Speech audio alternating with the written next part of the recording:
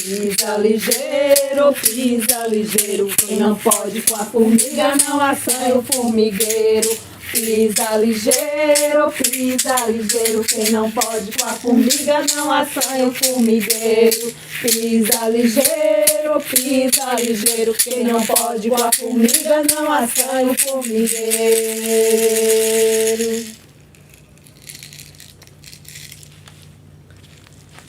Imagine um lugar repleto de estrelas espalhadas no firmamento. Agora imagine um lugar habitado por umas pessoas que eram meio pessoas e meio deuses. Na verdade, uma trindade, uma divindade. Eram 3: Badzé, Varakidsan e Poditã. E eles habitavam o firmamento. E no firmamento ficavam a observar uma terra que parecia algo muito familiar. Aquela terra era olhado por Badzé e admirado. Ele ficava horas e horas. Até que um dia ele percebeu que a sua criação faltava alguma coisa. O povo que ali habitava não estava tão acostumado com aquele ritmo que era dado pela natureza. Ele então olhou para o seu filho menor, que na verdade era o maior de todos, e falou: Poditã, preciso que você desça na nação Cariri e ensine aquele povo a se integrar como parte da natureza. Dizem que o Deus não olhou e nem falou muito. Simplesmente acatou a decisão e desceu naquele mesmo dia até a nação Cariri.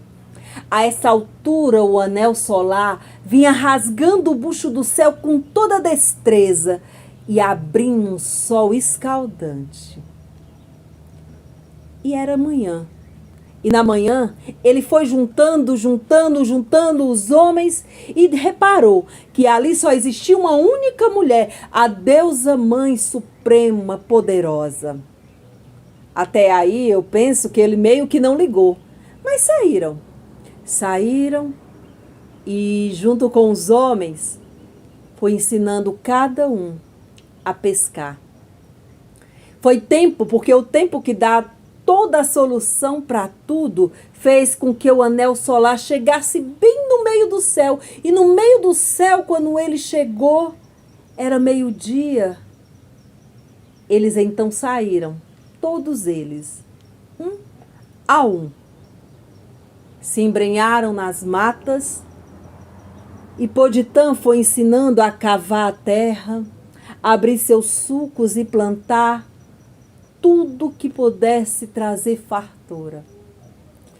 E com o passar do dia, o dia foi engolido pela noite. E quando a noite o engoliu, e que a boca chegou abrindo com um grande luar, ele juntou todos eles e foi bem para o meio da mata.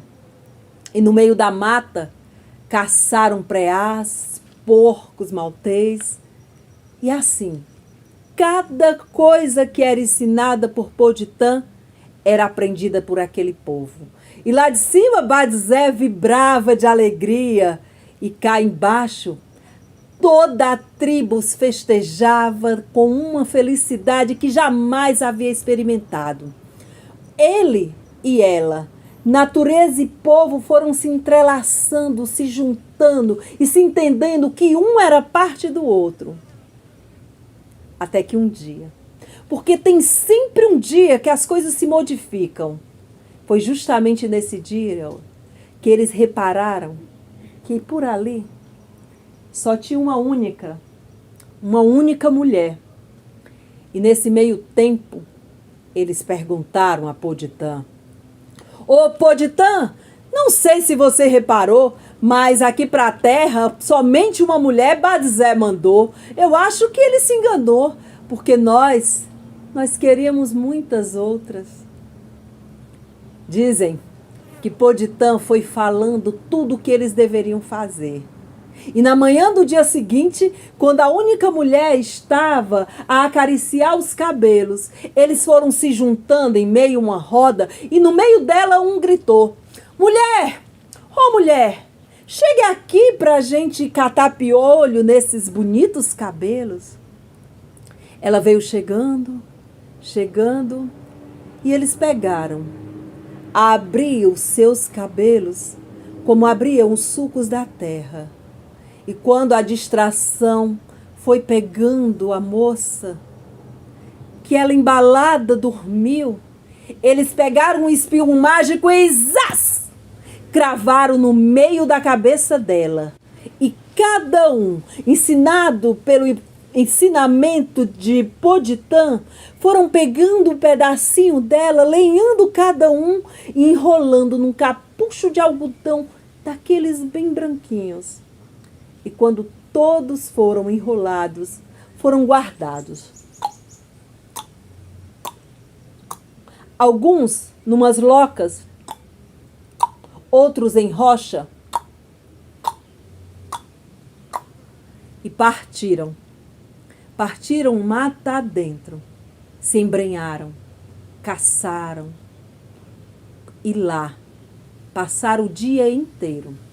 E somente no final do dia, já a boquinha da noite, foram chegando. E sentiram uma atmosfera diferente de todas as outras que haviam vivenciado. Naquele lugar agora tinha risos. Naquele lugar agora tinha cheiros. Naquele lugar agora tinha sabores diversos. As mulheres haviam se espalhado por toda a aldeia. Elas cantavam, elas conversavam, elas não paravam. E eles, admirados, viram cada uma delas. Impressionados ficaram. E foram se aproximando. Comeram, dançaram, conversaram, gargalharam, festejaram. E quando finalmente o sol apagou e a lua foi chegando, eles foram sentindo uma frieza que vinha quase na alma. Armaram as suas redes e junto com elas entraram e se aqueceram. E o balanço da rede foi num vai e vem sem parar. Aquele balanço que parecia o próprio balançar do tempo. Foi fazendo com que as fases da lua fossem mudando uma a uma, mês a mês, dia a dia. E as barrigas das mulheres foram crescendo, tal como uma lua cheia no sertão. E dentro de pouco tempo, puderam receber nos seus braços e embalar os primeiros curumins. Eram bebês tão lindos, olhos redondos, pele farta, dourada, cobreada. Mal nascia, os meninos já eram postos ao rio, banhados e rebanhados por o aluar, para que pudessem crescer guerreiros fortes e destemidos. E ali, o tempo foi dando conta de transformar aqueles menininhos nos meninotes desses que temos por todos os lugares. E menina é menina em todo canto, que começaram a brincar, a correr, a pular e a viver como deve viver todos os meninos, em harmonia com a natureza. Subiam nos galhos das árvores mais altas, nadavam com muita habilidade. E os pais cada vez mais orgulhosos. Todos eram ensinados, assim como foram ensinados um dia por Poditã. Mas enquanto isso, Enquanto isso, a maldade foi se apossando ainda mais de Varaquedissã. E aquele Deus no firmamento olhava cá para a terra Cariri e imaginava uma maneira de acabar com aquela felicidade. E o dia chegou. Chegou justamente na hora em que as mulheres saíram para a lavoura, que os homens saíram para a caça. E os meninos? Os meninos foram fazer o que todos fazem: brincar, pular. O Deus foi se aproximando, há tempo ainda de ver passando os últimos velhos irem embora para buscar as ervas de cura. Foi aí que ali apenas os curumins ficaram. E ficaram a fazer as suas brincadeiras. Foi então que Varaquedissã, olhando para aqueles que estavam nas árvores, sem dizer uma única palavra, sem esboçar nenhuma reação, apenas com o olhar transmutado pela maldade, fez com que os meninos se transmutassem em porcos espinhos, um a um. Encarrapichados nas árvores, iam caindo abaixo, que os porcos não seguravam nela. Os que estavam na rede, os que nadavam no rio, os que brincavam de pentear os cabelos, lembrando da única mulher que, amando de Badizé, se transformou na mãe d'água e que ainda hoje habita as nascentes da Chapada do Araripe. Varaquedissã, olhando para cada um, foi transmutando. E observou ainda que na aldeia tinha uma árvore imensa, grande, frondosa, que deveria ser a árvore do conhecimento do bem e do mal. Foi pegando todos os curumins que agora eram porcos espinhos transmutados e fez com que eles fossem subindo para o mais alto galho. E quando no alto do galho chegou, ele não se deu por satisfeito e gritou: formigas azuis, obedeçam ao seu senhor, roa o tronco da árvore. E as formigas, que tal como as pedras, nem pensam e nem falam, rodearam toda a árvore, bem pelo tronco, e cortaram, deixando ao chão. E foi o tempo de deixar os meninos presos no eterno firmamento e na terra chegarem as mulheres, os homens e os velhos. Foram chegando e perceberam que não tinha ninguém, nenhum curumim. A primeira delas falou com uma voz baixinha, voz daquela que parece um poço. Curumim?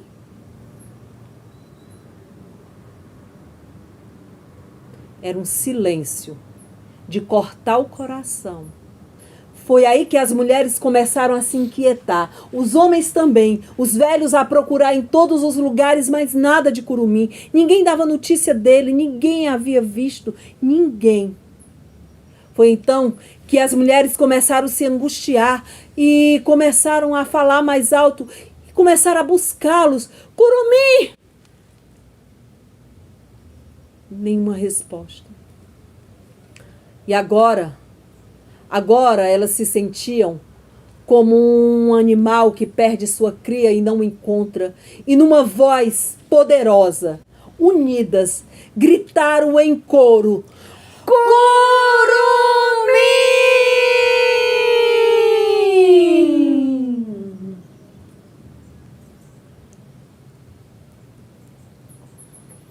Absolutamente nada. Nada foi ouvido, escutado ou atendido. Foi então que deram de conta que a grande árvore do conhecimento do bem e do mal estava ali ao chão e tentaram com todas as forças que tinham colocá-la de pé novamente, que poderia ser ali a passagem de volta dos curumins para a terra Cariri. Em vão. Foi aí que quando perceberam que quando a força física falta, é para a divindade que se apela. Orientados por Poditã, começaram a pintar os seus rostos, um a um, a pegar as ervas e queimá-las. Bateram nos seus tambores.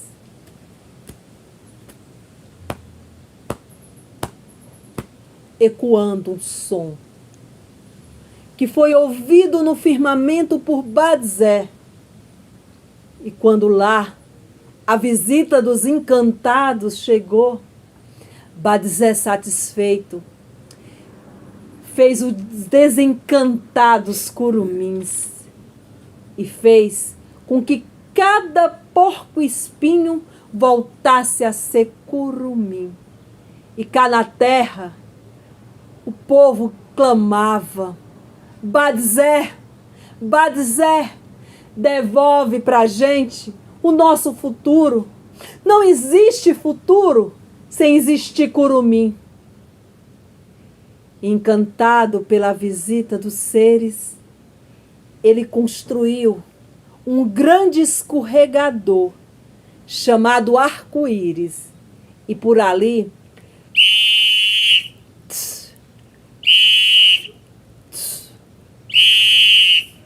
foram descendo um a um todos os curumins que foram acolhidos pelas suas mães, pais e pelos idosos, abraçados, amados.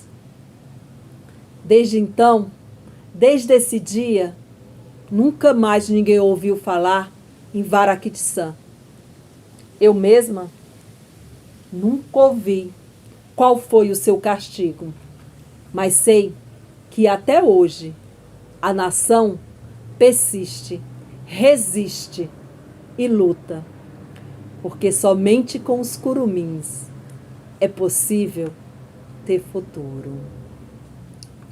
Eu morava na areia, sereia, me mudei para o sertão. Sereia, aprendi a namorar. Sereia, com aperto de mão, vou sereia. Lembram da Mãe d'Água? Ela mesma, a Toda-Poderosa da terra e das águas. Um dia, dizem que aqui, nas terras do Cariri, quando não existia ainda nem vida, ela fez um truque. Colocou aquele grande lago que existia aqui para cochilar. O lago cochilou e até dormiu. E daquele lago surgiu uma lapa de luz. E daquela luz, uma voz que disse: eu sou a Mãe d'Água, protetora das águas e dos rios, e irei mostrar para vocês todo o meu poder de encantamento. E aqui, bem aqui, embaixo dessa luz, irei fazer surgir um mundo com a força do bem. E enquanto o lago dormia e a luz clareava, um peixe em gente se transformava.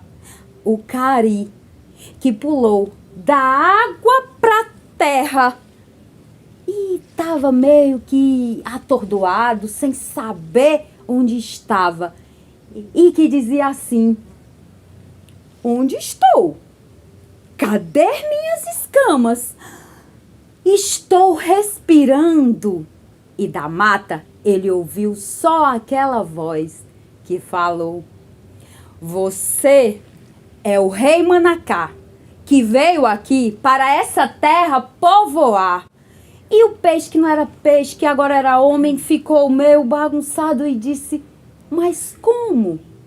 E a voz respondeu: o seu coração dirá.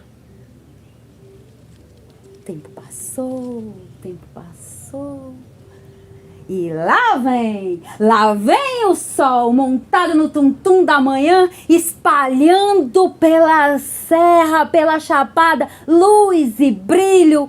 E o rei Manacá, naquela manhã, acordou ainda meio rei, meio peixe.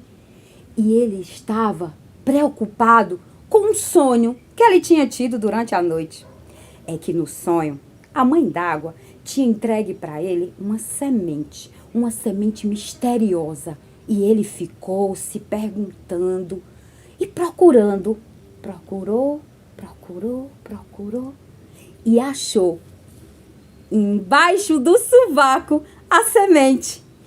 E agora ele já estava pensando bem melhor, com as ideias no lugar. Pensou: eu vou plantar essa semente bem do lado do lago, nessa terra fofa, e logo ela vai germinar. E não é que germinou? E daquela planta nasceu uma mulher, a Rainha Jurema. E juntos, a Rainha Jurema e o Rei Manacá deram origem ao povo Cariri. E deram o nome dessa terra de Itaperabuçu. E tiveram filhos e filhas. Mas uma das filhas deles, a princesa Mara, ela era bonita. Bonita como a flor de mandacaru no sertão. E além de bonita, ela tinha o dom da sedução. E ela gostava e sabia. E quando ela passava pela tribo e cantava,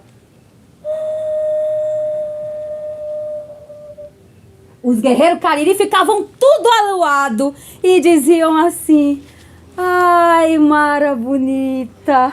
Ai, Mara bonita. Ai, Mara linda. Ai, Mara linda. E aquilo ia trazendo para dentro da tribo inveja, tristeza, ruindade, maldade. E ela gostava. Mas o rei Manacá não estava gostando nada daquilo. E foi falar com a Rainha Jurema.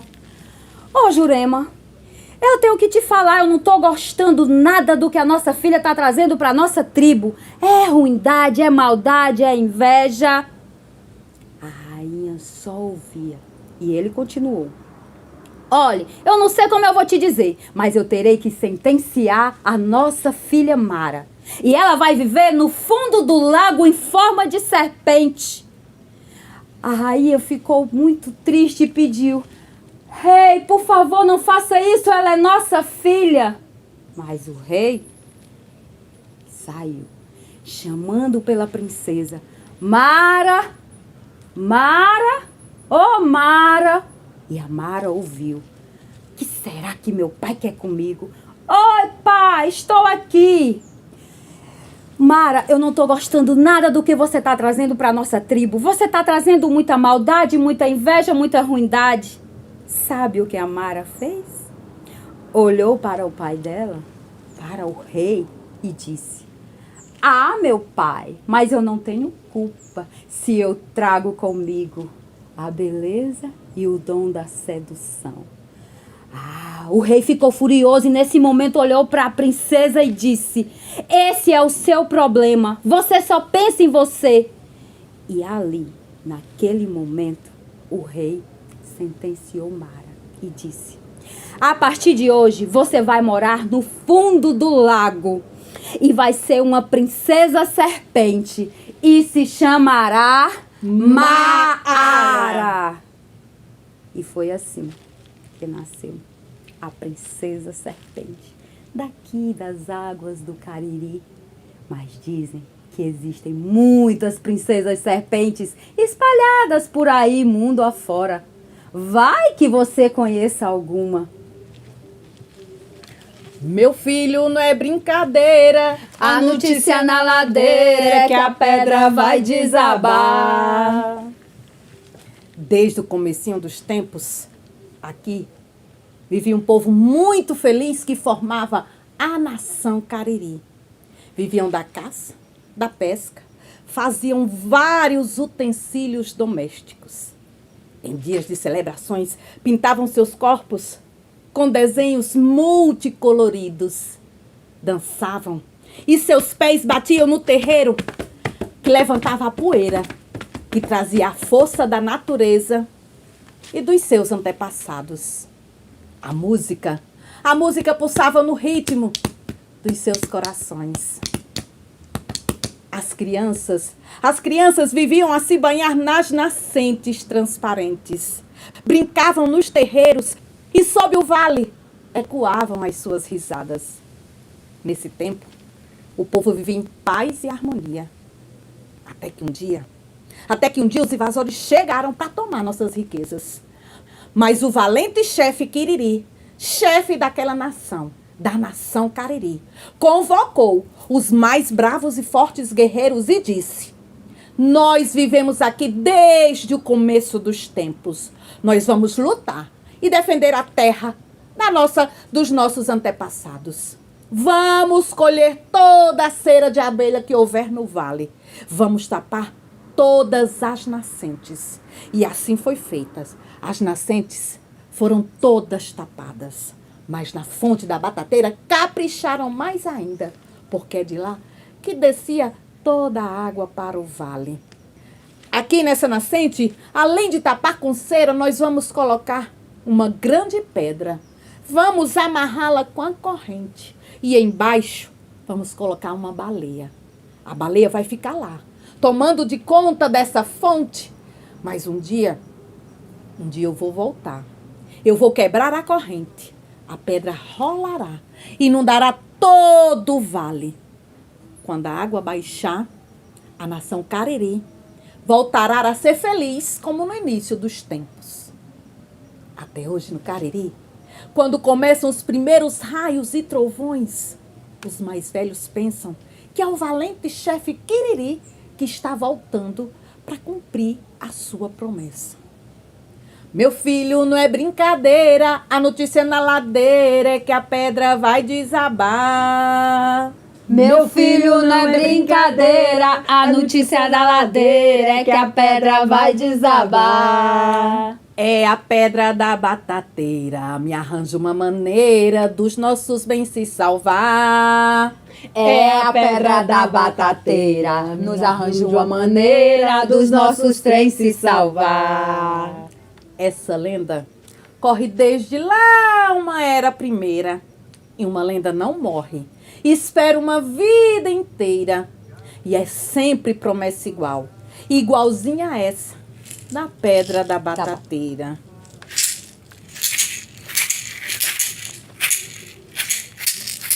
Oi, pisa no mole, oi, pisa no dura, pisada do índio é pisada segura. Oi, pisa no mole, oi, pisa no dura, pisada do índio é pisada segura. Oi, desenrola essa corrente, deixa o índio trabalhar. Oi, desenrola essa corrente, deixa o índio trabalhar.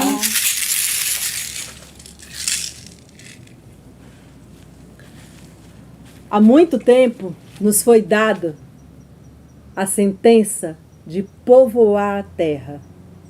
Recebemos das mãos do nosso povo, que somos próprios nós, a missão de cuidar e de espalhar a curumizada e a harmonia da natureza entre todos nós. Essa terra pertence aos que primeiro aqui chegaram, que resistem e que lutam pelo direito de viver. Esse mundo todo é de quem nele habita, de quem dele cuida e em quem nele vive. Oi, desenrola essa corrente, deixa o índio trabalhar.